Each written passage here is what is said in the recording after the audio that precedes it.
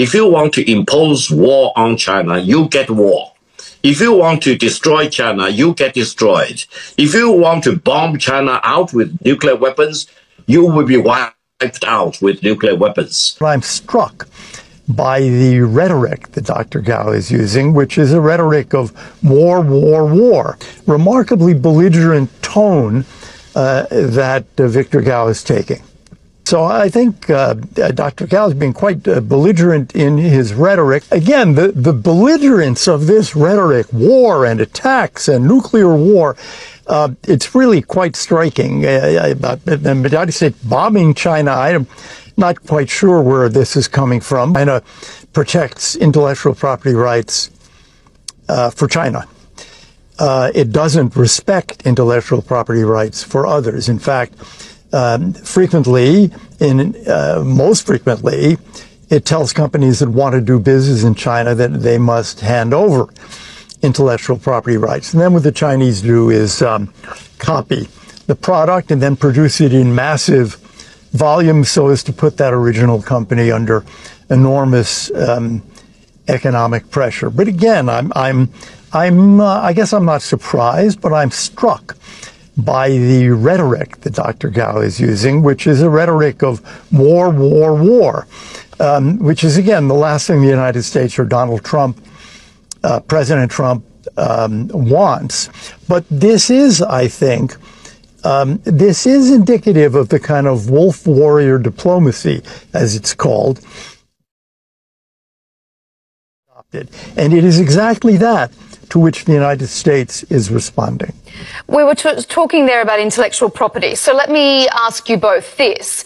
What will determine global dominance in the future?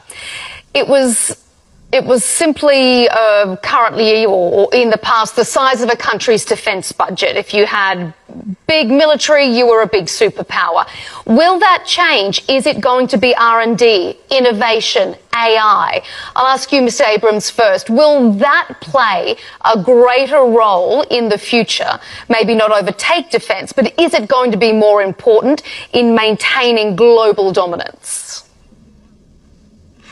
I think so. I wouldn't use the term global dominance, but I would use the term economic and military power. Both are much more linked now to high tech. We began to see that in the war in Iraq, which is, 20 years ago now.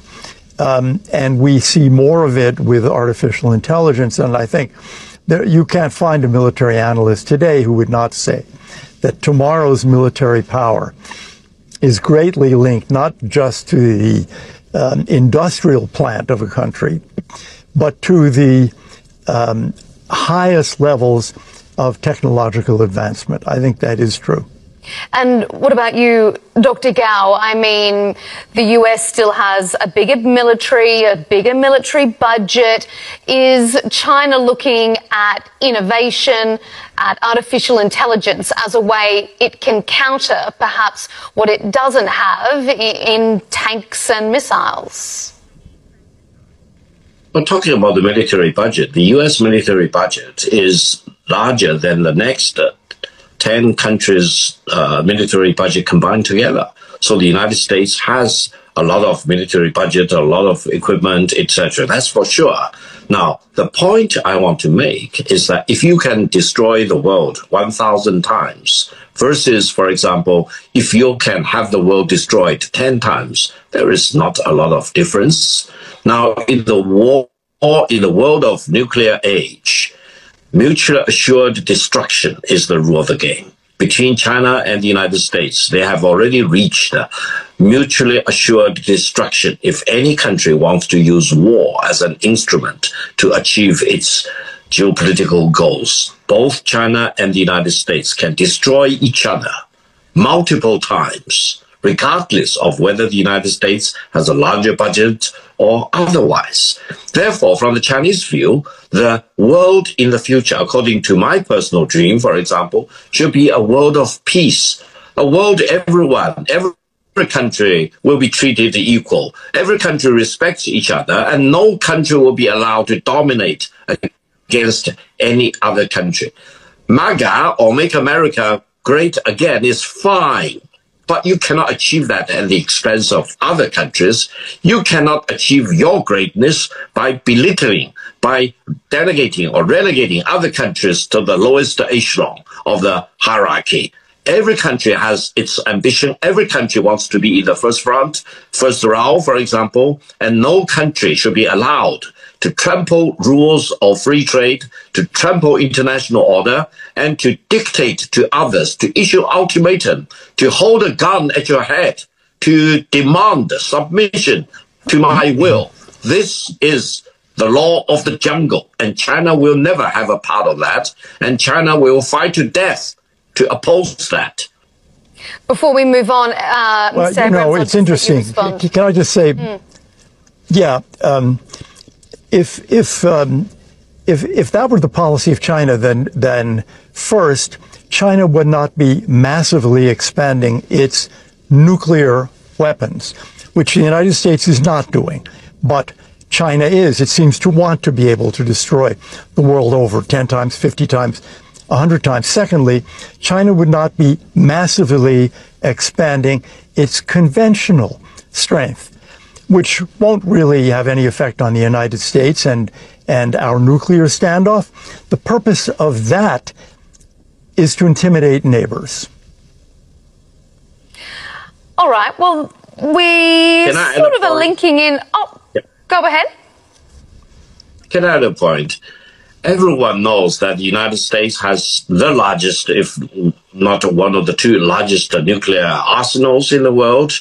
And China's warheads added up together only account for a fraction of that of the United States. That's number one. Number two, in terms of conventional weapons, China is a complete match against the United States. And China does not want to look at its neighboring country. We have 14 land neighboring countries. We have 6 maritime neighboring country. No one is a match against China.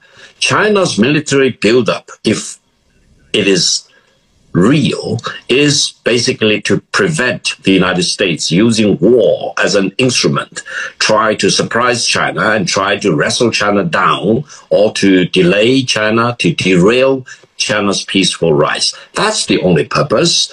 China is making sure that the American gets the message. If you want to impose war on China, you get war. If you want to destroy China, you get destroyed. If you want to bomb China out with nuclear weapons, you will be wiped out with nuclear weapons. That's the mutually assured destruction theory, mad theory, that everyone in Pentagon, everyone in Washington, D.C. should fully know about. China is not going to be pushed around, and China will fight to the end, one way or another, peacefully or otherwise. So the choice is in Washington. China wants to be a partner of the United States, rather than being a slave of the United States or being a subordinate of the United States. Jesus. Trump said does that sound like the words of a partner, Mr. Abrams? No.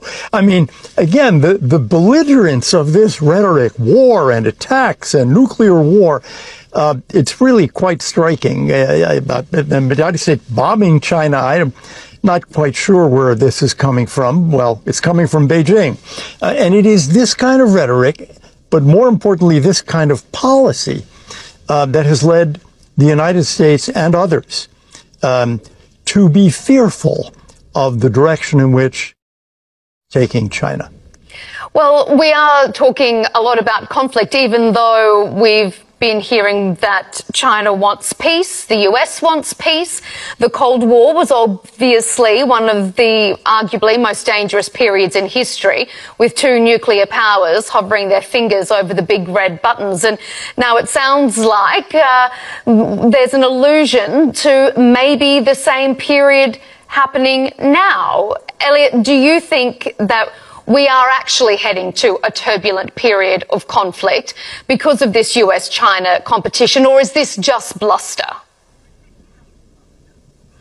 Well, I think it's more than all of those who are neighbors of China and for the United States. And why? Well, we see it in this kind of remarkably belligerent tone that Victor Gao is taking. Dr. Gao, do you want to respond? Is this a period as dangerous as the Cold War? Well, first of all, since the end of the Cold War in 1991, how many wars has the United States been involved? The world knows. If the Americans pretend not to know, the world knows. How many wars has China been involved in? Zero. Let me emphasize, zero. This is the track record of China defending peace. And that is the track record of the United States being involved in war after war after war. So I think while the American policymakers in Washington may pretend that they don't know the truth, mankind as a whole knows about the truth. They know China today is the most important stabilizing force in the world. Washington is the most disruptive force in the world. China stands for peace. The United States is eager to use war to solve its geopolitical problems in one region after another. No one can hide away from the hard truth and hard data.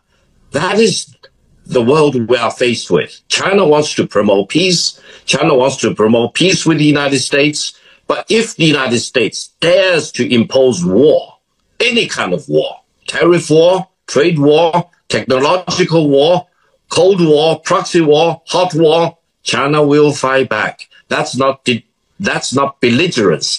That's the Chinese people's determination to anyone trying to impose war on China. Have, robbed the American people and the American economy over the last few decades. So I think Dr. Gao has been quite belligerent in his rhetoric. I'm not entirely sure why.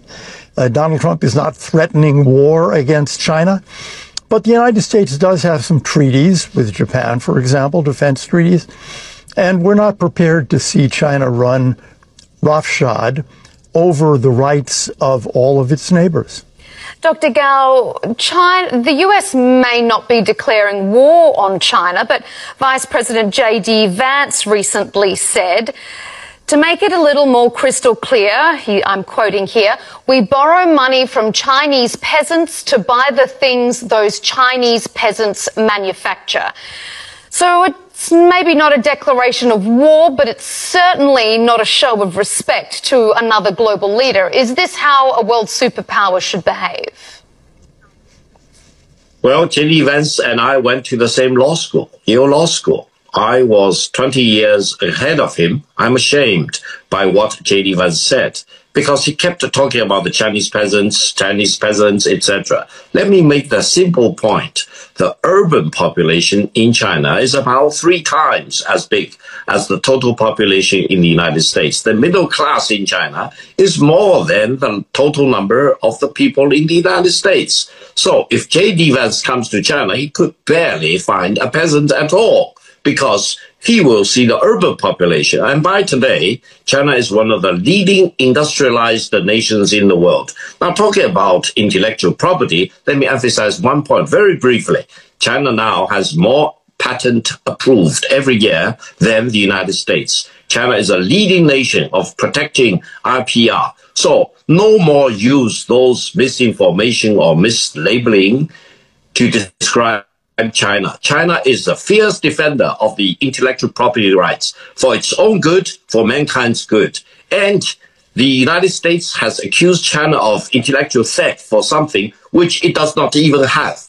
And Huawei now has more powerful intellectual property rights, creating more wonderful, miraculous products than anything that the United States can dream about. So if you want to talk about RPR, we can spend an hour talking about RPR, but let's talk back about this trade war. The trade war launched by Trump is wrong. It's the wrong war.